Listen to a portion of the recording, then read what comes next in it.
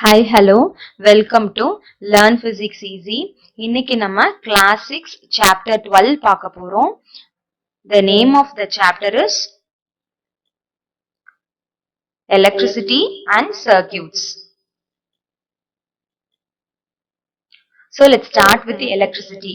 இந்த லெசனை பொறுத்த வரைக்கும் ஒரு half ஃபுல்லா எலக்ட்ரிசிட்டி பத்தி டிஸ்கஸ் பண்ணிருப்பாங்க. The next half பாத்தீங்க அப்படின்னா ஒரு எலக்ட்ரிக் சர்க்கியூட்னா எப்படி இருக்கணும், அப்புறம் அந்த எலக்ட்ரிக் சர்க்கியூட்ல எப்படி ஒரு ஸ்விட்ச் ஃபங்க்ஷன் ஆகுது, ஒரு டார்ச் லைட்னுடைய ஃபங்க்ஷன் என்னங்கறத டிஸ்கஸ் பண்ணிருப்பாங்க. So let's start with the electricity, the first half of the lesson. First see the definition of electric current. The flow of the flow or movements of electrons along a definite direction constitute electric current. Electrons எல்லாம் ஒரு particular டைரக்ஷனை நோக்கி ஒரு கண்டக்டர்ல move ஆகும் பொழுது நமக்கு current produce ஆகுது அப்படின்னு சொல்றாங்க. ஸோ இந்த எலக்ட்ரிக் கரண்ட் ஆர் எலக்ட்ரிசிட்டியை பத்தி டீட்டெயிலா தெரிஞ்சுக்கிறதுக்கு முன்னாடி சம் பேசிக் இன்ஃபர்மேஷன்ஸை ஒரு கிளான்ஸ் பார்த்துட்டு திருப்பி இந்த டாபிக்கு வருவோம். சரி, எலக்ட்ரிக் சார்ஜஸ் பாத்தீங்க அப்படின்னா ரெண்டு வகையா கிளாசிஃபை பண்ணலாம். First one is positive charge denoted by the positive sign. Second one is negative charge denoted by negative symbol. இந்த bracket உள்ளார அதனோட symbol இருக்கு. அப்ப இந்த positive charge negative charge nature என்ன அப்படின்னு பாத்தீங்கன்னா, like charges always ripple each other. அது என்ன லைக் சார்ஜஸ் அப்படின்னா, ரெண்டு சார்ஜ் ஒரே மாதிரியான charge, that is positive and positive. ரெண்டு பாசிட்டிவ் சார்ஜஸ பக்கத்துல வைக்கும் பொழுது என்ன நடக்கும் அப்படின்னா, ரெண்டும் ஆப்போசிட் டைரக்ஷன்ல அதை பிடிச்சி இழுக்க ஆரம்பிக்கும். அதுக்கு பேரு தான் ரிப்பல்சிவ், விலகுதல். ரெண்டும் ஒன்னொன்னு வேற வேற டைரக்ஷன்ல மூவ் ஆக ட்ரை பண்ணும். அதே மாதிரி unlike charges attract each other. Unlike charges அப்படின்னா ஒரு சார்ஜ் பாசிட்டிவ், இன்னொரு சார்ஜ் பாத்தீங்கன்னா நெகட்டிவ். அப்போ opposite charges are unlike charges இருக்கும் பொழுது என்ன செய்யும் அப்படின்னா, ரெண்டும் அட்ராக்ட் பண்ணும். ரெண்டு சார்ஜஸும் ஒன்னோட ஒண்ணு ஈர்க்கும். அதுதான் சிம்பிளா எப்படி சொல்லுவாங்க அப்படின்னா, like charges repels each other, positive or negative. And unlike charges it may be positive negative or negative positive. எப்படி இருந்தாலும் அது என்ன செய்யும், ரெண்டு சார்ஜ் வேற சார்ஜ் இருக்கும்போது என்ன பண்ணும், அட்ராக்ட் பண்ணும். ஓகே, இந்த சார்ஜஸ் எல்லாம் எப்படி வந்துச்சு, இது யார் கேரி ஓவர் பண்ணி போறது அப்படின்னு பார்த்தோம் அப்படின்னா, these charges are carried by tiny particles of negligible mass called subatomic particles. அப்போ ஒரு ஆட்டம் அப்படின்னு எடுத்துட்டோம் அப்படின்னா, inside the atom there will be nucleus at the centre. அந்த நியூக்ளியஸ் உள்ளார என்ன இருக்கும், நியூட்ரான்ஸும் புரோட்டான்ஸும் இருக்கும். அப்போ எலக்ட்ரான்ஸ் என்ன செய்யும், electrons R revolving around the nucleus.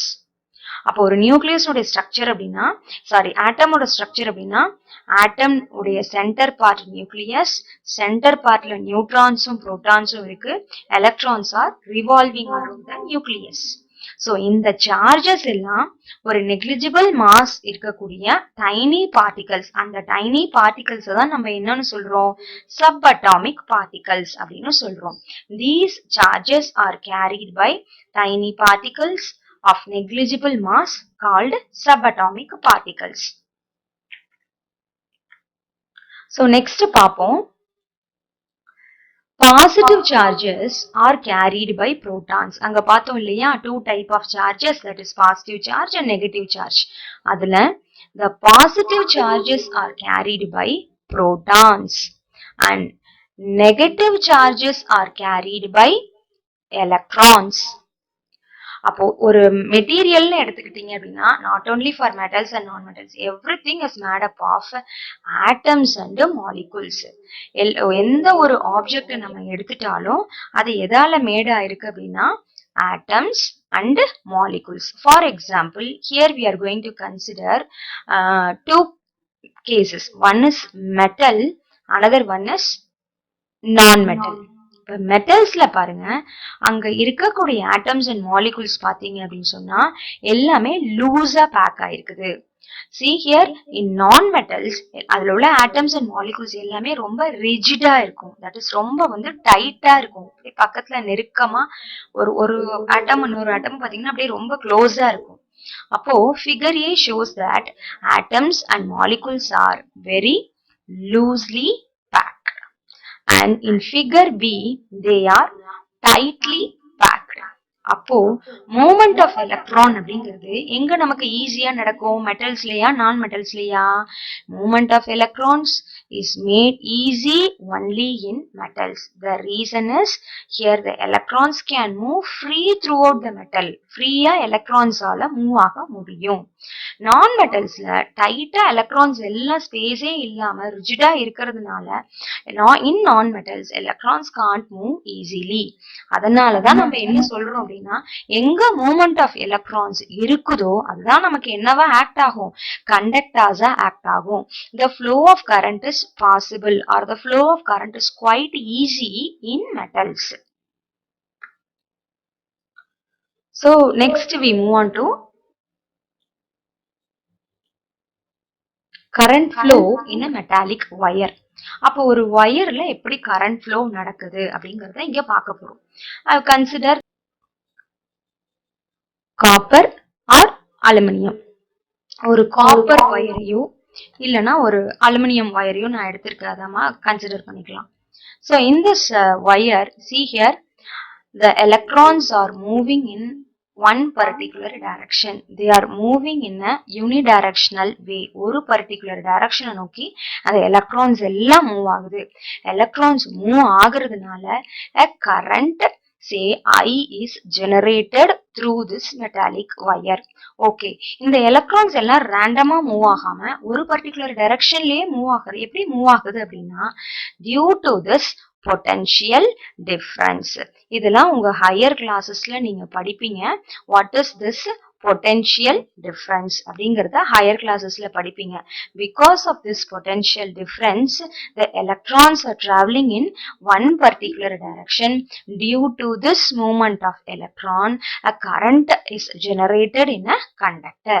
So this diagram shows the direction of electric current through a metallic wire. Direction of a current produce ஆகிறது தான் நம்ம என்ன சொல்றோம், electric current னு சொல்லலாம், or simply called as electricity. Next we see what are all the source of electricity. இந்த electricity எங்கெங்கெல்லாம் நமக்கு கிடைக்குது அப்படிங்கறத பத்தி தான் நம்ம பார்க்க போறோம்.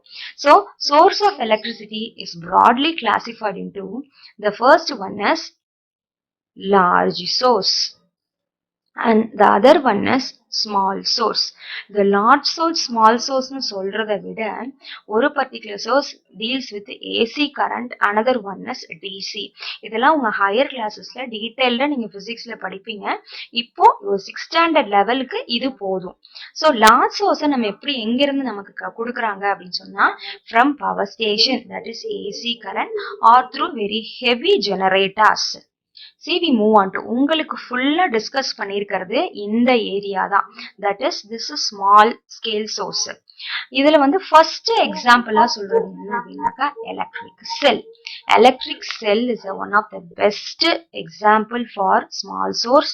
அதுல இருந்து தான் நமக்கு வந்து என்ன ஆகுதுன்னா எலக்ட்ரிக் செல்னா நத்திங் பட் பேட்டரி.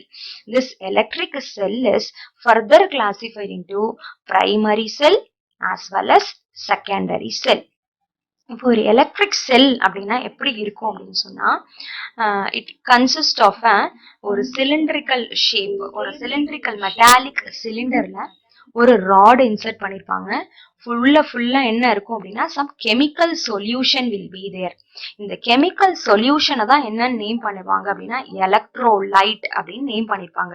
இதையும் டீட்டெயிலா நீங்க 11th ஸ்டாண்டர்ட் ஒரு 10th ஸ்டாண்டர்ட்ல டீட்டெயில்டா படிப்பீங்க. இப்ப இதை மட்டும் தெரிஞ்சுக்கோங்க. ஒரு ராட் வந்து என்ன ஆகும் அப்படின்னா acts as a cathode, that is a negative rod. அந்த metallic disk is acting as a anode.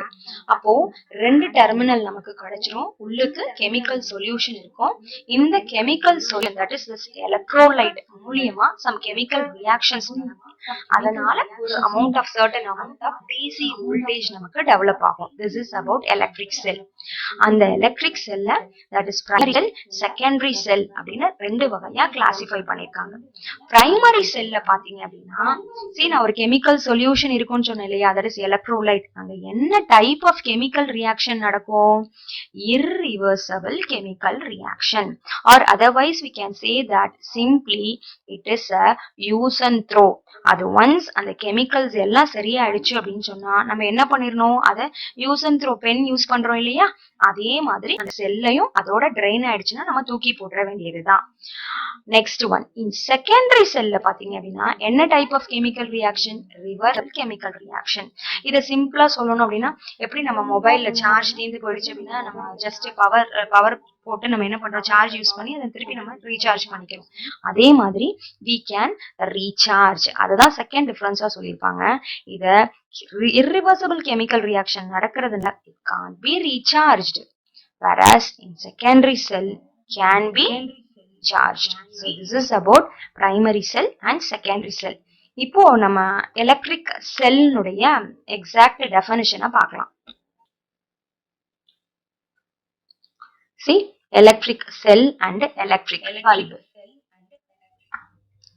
So this is the ரெண்டு டெர்மினல் இருக்கும்னு சொன்னேன் இல்லையா, one is positive, another one is negative. இது உள்ளார அந்த கெமிக்கல் சொல்யூஷன் இருக்கும். அப்போ எலக்ட்ரிக் செல்னா என்ன? an electric cell produces electricity from the chemical stored in it. கெமிக்கலுக்கு தான் என்ன நேம் சொல்லுவாங்க அப்படின்னா, this chemical is named as electrolyte. இந்த கெமிக்கல் சொல்யூஷனை தான் நம்ம என்ன சொல்லுவோம், எலக்ட்ரோலைட் அப்படின்னு சொல்லுவோம். ஒன்ஸ் இந்த கெமிக்கல்னுடைய லைஃப் டைம் போயிருச்சு அப்படின்னு சொன்னா நம்ம என்ன பண்ணோம், we have to add a new chemical solution in which we move on to the definition, which chemical energy is converted into electrical energy. அப்போ ஒரு எலக்ட்ரிக்கல் செல் உள்ளார என்ன நடக்குது, இனிஷியலி இன்புட்டா நம்ம கெமிக்கல் எனர்ஜியை கொடுத்துருக்கிறோம். தட் கெமிக்கல் எனர்ஜி நமக்கு வோல்டேஜா வெளியில கிடைக்குது, தட் இஸ் எலக்ட்ரிக்கல் எனர்ஜியா கன்வெர்ட் ஆகி கிடைக்குது. This is about electric sell. Next we move on to electric bulb. See, this is the ஒரு அப்ராக்சிமேட்டா நான் கொடுத்துருக்கிறேன், உங்க புக்ல கிளியரா இருக்கும், டயக்ராம் பார்த்துக்கோங்க. This is the electric bulb.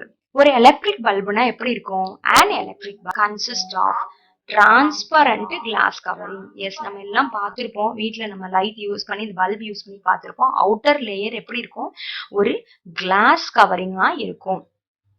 Next one is it encloses a thin coiled metal wire known as a filament. அப்ப இது உள்ளார அந்த ஸ்ப்ரிங் மாதிரி ஒரு ஸ்ட்ரக்சர் கொடுத்துருக்கேன் இல்லையா, அதுக்கு பேர் தான் என்ன சொல்லுவாங்க அப்படின்னா ஃபிலமெண்ட். அது இல்லாம ரெண்டு டெர்மினல்ஸ் இருக்கும்.